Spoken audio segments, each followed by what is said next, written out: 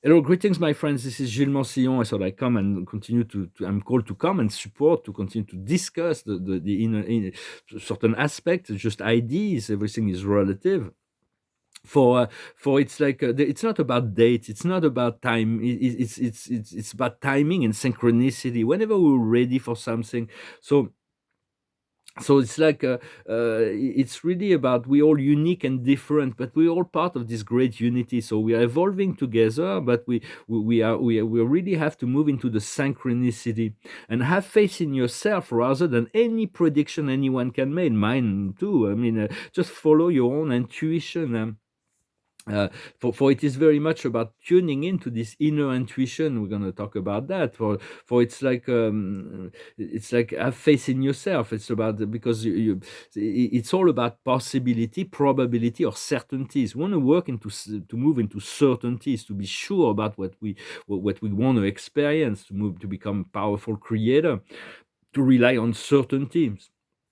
Your connection to God is a certainty once you, but everybody decide that. It's like which is which, and the higher self is conducting the show, the program.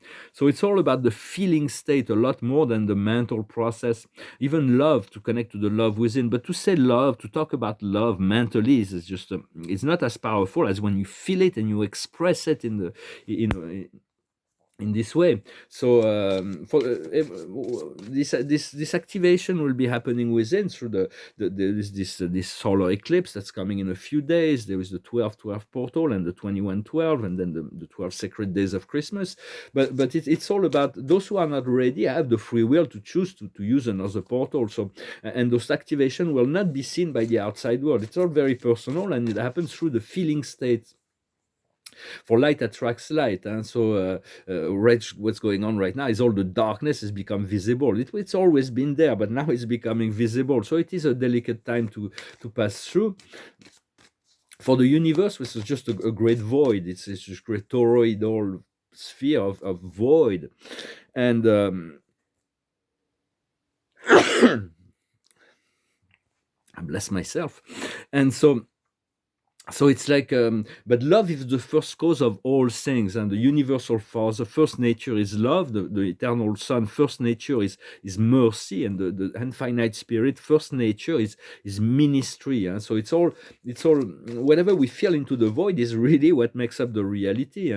And all the darkness we experience it because we unconsciously we've created certain things in the past when we were not conscious. So now we need to balance it back and eliminate it, transmute it, use the violet fire. For the ego will do everything it can to prevent us from finding this love and this inner peace. So it's like it will continue to do that as long as its mission as it will be reintegrated after within the soul process.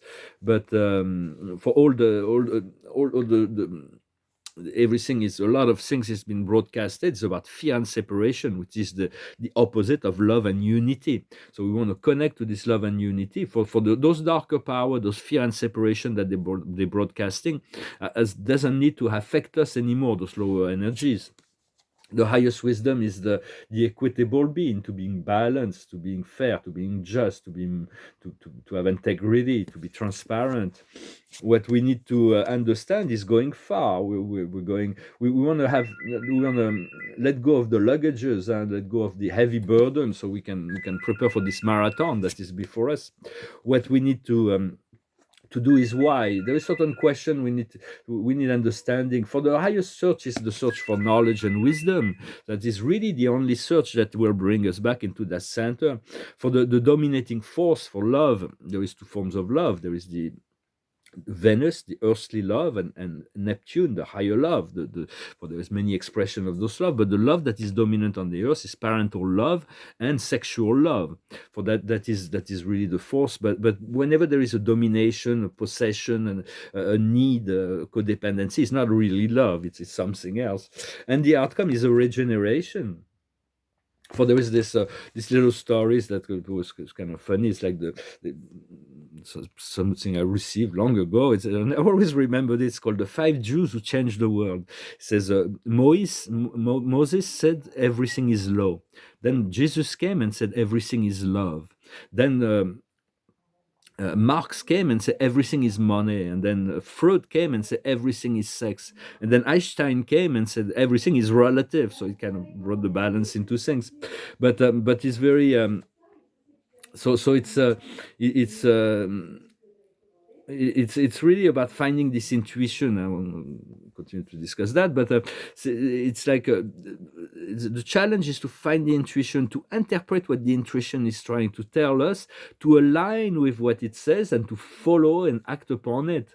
For the intuition comes from our guides, essentially. It comes from our soul. It comes from our soul group. It comes from our higher self. It comes from the higher mind of the universe. It's all about connecting to the heart. The intuition is the heart. And so you want to trust your intuition. For every being has intuition. In vegetables, it's called tropism. In animal, it's called instinct.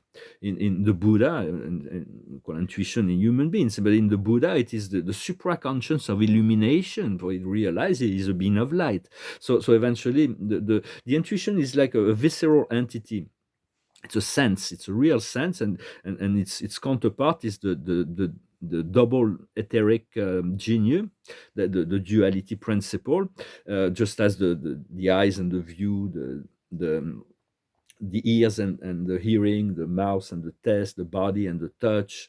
Those are like children. They're children, and when we do meditation, those are deep. We turn them within. We don't go into the external, and when they listen to the soul and the astral body. The astral body and the soul need to come together. It is the Ba and the Ka, the immortal, the higher fusion of sexual. The higher sexual potential. For every kingdom has its own rule in sexuality.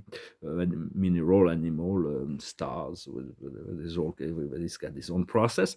But in humans there is a lot of, it's not a criticism, but there is a degradation in sexuality when a lot of humans behave like animals. Just the attraction of male and female, that's the animal function of sexuality. In men there is love and respect. In humanity, love, respect. So it has to, but then there is the higher function of sexuality, which is the coming together internally of the soul and the astral body. That means meets in the second chakra, the chakra of sexuality, and eventually the water kidney can send the seminal essence and crystallize the sacred embryo. It's part of the teaching of the esoteric Buddhism. It's like to attain the state of immortality. It's like it's called the esoterical art, the sacred sexuality. But on the absolute level, everything is sexual in the physical world. It's the mean by which God has chosen to create this infinite diversity. Even in the atoms, it's like there is the electrons that goes around, the negative electron goes around the positive proton. Every cell, everything is part of this great sexual, emotional. God is like infinitely sexual, but we need to evolve and grow into this internalization of yin and the yang, the harmonization. So it's like for this meeting of the soul and the astral body, it's like the father and the mother of all the senses. And so for its for the search for knowledge, everything that all the stimuli that we get outside create a disbalance of our subtle body. So we need to always bring it back to this inner peace. And when we seek knowledge and wisdom, it is the higher search, because it really creates a relationship between the individual and the source, from the individual and the universal, the absolute. Yet what we seek to achieve is what is true, beautiful, and good, which is the God of action, the supreme. But so it's normal to be longing for freedom and serenity. This is really what we seek in the ascension process. And for that, meditation is very powerful. And meditation is really when we turn the senses, turn your tongue inside also when you meditate, it brings the energy back down.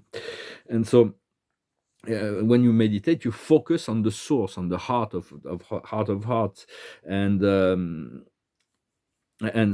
for the unconditional love is about being able to love without expectation, to be loved back. It is an atheist writer, a French writer named Stendhal. He said, "You don't have to love me. I have enough love for both of us." So it's like it's something we cultivate and work with.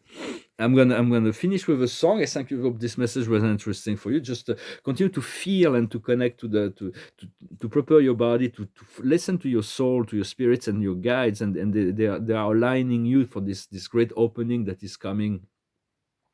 And so I'm going to finish with a song. It's a song that went through my mind. It's a song that talks about exclusion. It is completely unnatural to have exclusion in this in modern society. Yet the governments are not doing much about it. It's some people that have nothing, and they're just. It's not because they are willed to do not to have nothing. It is because there's certain circumstances that led them there. But we all have a responsibility in that. And in the future, we're going to create a society where nobody will be excluded from society. It's a song and it's a bit difficult to hear, but it came through my mind this morning, and so I sing it. It's I thank you for liking, thank you for sharing, for commenting and subscribing. Thank you for your kind donations, and if you want a private session, you can send me an email. It's a song by Phil Collins called "Another Day in Paradise." She calls out to the man on the street, "Sir, can you help me? It's cold and I've nowhere to sleep. Is there somewhere you can tell me?" He walks on, doesn't look back. He pretends he can't hear her. Start a whistle as he crosses the street. Seems embarrassed to be there. Oh, think twice, 'cause it's another day for you and me in paradise. Oh, think twice, 'cause it's another day for you, you and me in paradise. Think about it. She calls out to the man on the street. He can see she's been crying. She's got blister on the soles of her feet. She can't walk, but she's trying. Oh, think twice, 'cause it's another day for you and me in paradise. Think twice, 'cause it's another day for you, you and me in paradise. Oh Lord, is there any more anybody can do? Oh Lord, is there must be something you can say? You can tell from the line on her face. You can see she's been there. Probably moved on from every place, 'cause she didn't fit in there. Oh, think twice, 'cause it's another day for you and me in paradise. Oh, think twice, 'cause it's another day for you, you and me in paradise. So we pray God for a resolution, for that everybody can accept the reconnection to the source, where they can recreate the well-being and the sense for it is difficult. I know I've been there myself. It's like there was a lot of people on the streets, or some of them, like 20-30%, need medical attention, and they are toxicoman, or they're like alcoholic, or they have mental problems. But a lot of them are just being there just because they were thrown out of the stream of society. And those people, if you wash them, you clean them, you give them a good haircut, you give them nice clothes, you give them good food, they will reintegrate society really quickly. So all of this, let's pray that all of that will be solved on a planetary level, that we will be able to return to a world where everybody is included, everybody can be creative, everybody can be taken care of. And the card of the day is the Lady of Ariel. Mature, practical spirit, generous and happy. Take care of you and those you love. Capacity to make everything more beautiful. Practical and wise advice. So continue to take care of yourself, for it's like once we are filled, once we have everything, we can this love, this energy, all the energies of the source will just overflow, and we're like a star. The star is so filled with light and love, and it's just overflow and shine on all the planets around. So Well, thank you very much. I wish you a wonderful day, and I'll talk to you later. Adonai.